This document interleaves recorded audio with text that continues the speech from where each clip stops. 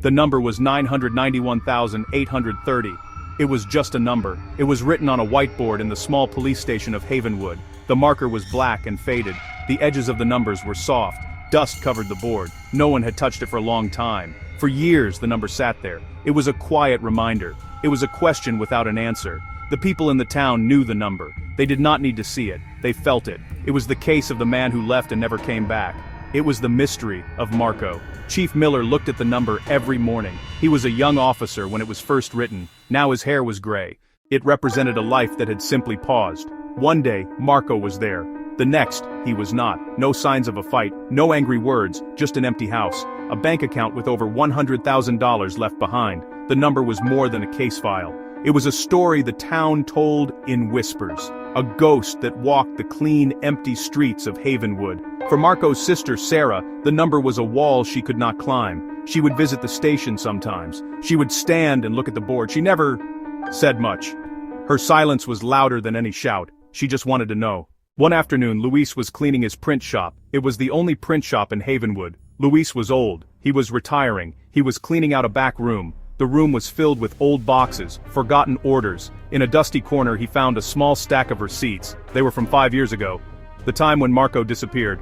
Luis was about to throw them away, but he was a careful man. He decided to look through them one last time. One receipt caught his eye. It was for a special order. The customer's name was Marco. The date was 2 days before he vanished. The clue of the cardinal print led Chief Miller back to the beginning. He went to the furniture factory where Marco had worked. Marco was a finisher, one of the best. He worked on special projects. The manager pulled out Marco's old work logs. Miller read them, week after week, looking for a link to a cardinal. He found nothing. Tables, chairs, cabinets. Then, he saw it. A custom chest. The client requested a small bird on the lid, a northern cardinal. The batch number for the wood matched the receipt. It connected the bird print to Marco's work. The chest shipped to a woman in Oakhaven, 3 states away. He asked Oakhaven police for a quiet visit. Yes, the woman still had the chest. It was a gift from her late husband. A small, perfect cardinal. The trail warmed. Receipt, log, carving, breadcrumbs in a dark forest. The officer in Oakhaven asked the elderly woman a gentle question. Could he look inside the chest? The woman agreed. The chest was not empty. It was filled with letters. The handwriting was neat. Love letters to the woman, from her late husband. He was a carpenter. He had built things his whole life. The officer called Chief Miller with the news. Love letters? What did they have to do with Marco? Walks in the park, a favorite song, a small house with a big garden. They were beautiful, but had no connection to Marco. Then, Sarah came to the station. She saw the letters on his desk. She started to read. Her face changed. This is my father's handwriting. Her voice was a whisper. Miller froze. Sarah's father had died 10 years ago. He was also a carpenter. The letters were from her father to her mother before Sarah was born. Their mother kept them in a wooden box. After she died, the box was lost.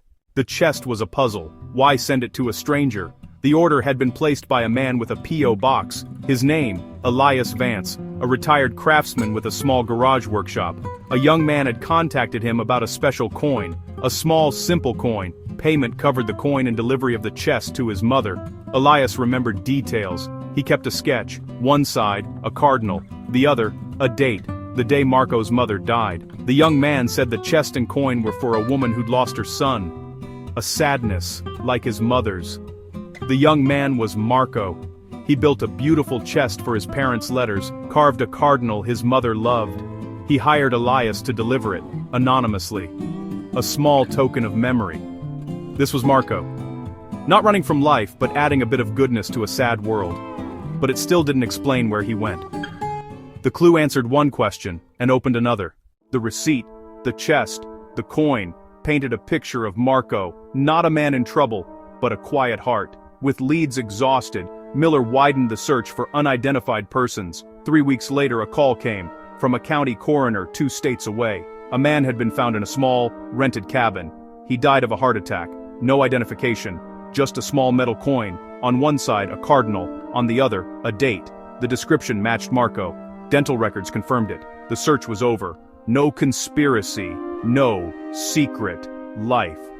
The truth was simple and sad. After his anonymous kindness, Marco drove away, rented a lakeside cabin, perhaps seeking peace. He wasn't running from money or family. His life ended quietly, alone. He left 6 digits in his account, but his legacy was kindness. The chest he built, the comfort he tried to give a stranger. Sarah finally had an answer, not the one she hoped for, but a truth. She traveled to the small town and brought her brother home.